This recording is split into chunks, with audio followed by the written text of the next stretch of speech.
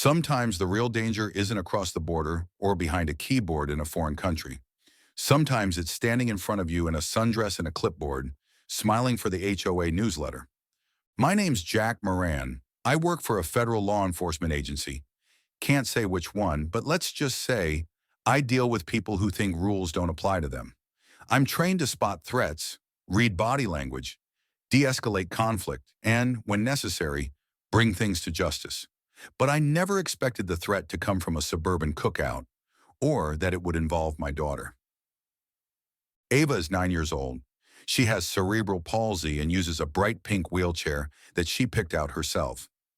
She's the smartest, kindest kid I know, and the toughest. She's never let her condition stop her from smiling, drawing, or singing along to her favorite Disney songs. We moved to Crestwood Heights for peace, for her sake. But Karen, oh Karen, made that peace very short-lived.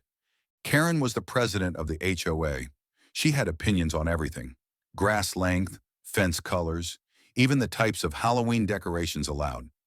But what she really had was a chip on her shoulder and a need to control every inch of her little kingdom. From the beginning, she eyed Ava with disdain.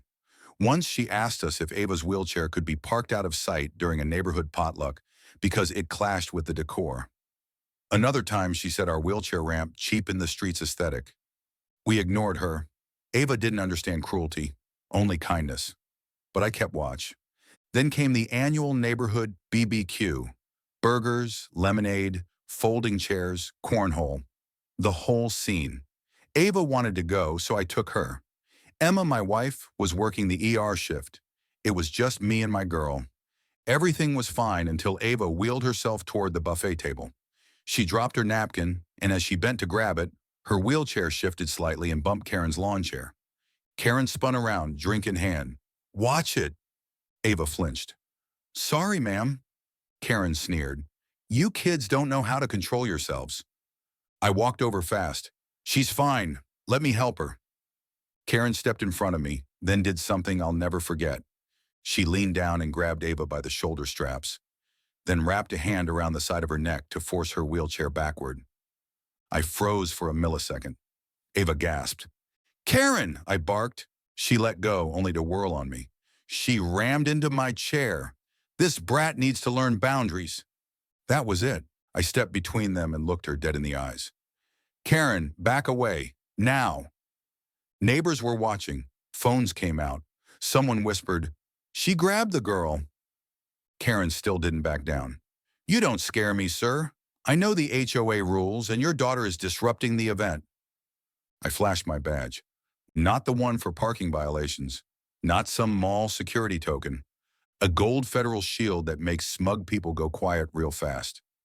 "I'm Special Agent Moran. You just laid hands on a disabled minor. My daughter. That's felony assault. And it happened in front of 30 witnesses." Karen blanched. Two off-duty sheriff's deputies, both residents, approached. "Need backup?" one of them asked. "Yeah," I replied. "I want a full statement from every witness here, and she's not leaving until we get one." Karen sputtered. "This is a misunderstanding." "No, Karen," I said coldly. "This is a charge." She was taken into custody on the spot for assaulting a disabled child. Ava was shaken, but okay. I sat with her in the car afterward, gently explaining what happened. She asked if she did something wrong. "No, baby," I said, hugging her close. "You did everything right." She didn't. News spread like wildfire. Karen was removed as HOA president. Neighbors apologized. One even baked Ava cupcakes shaped like wheelchairs and hearts.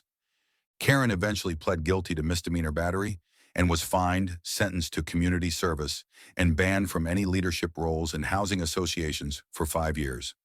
She moved out of Crestwood Heights quietly and quickly. The next BBQ? Ava got to hand out ribbons for the pie contest. And every time someone looked at her chair, they saw strength, not a target.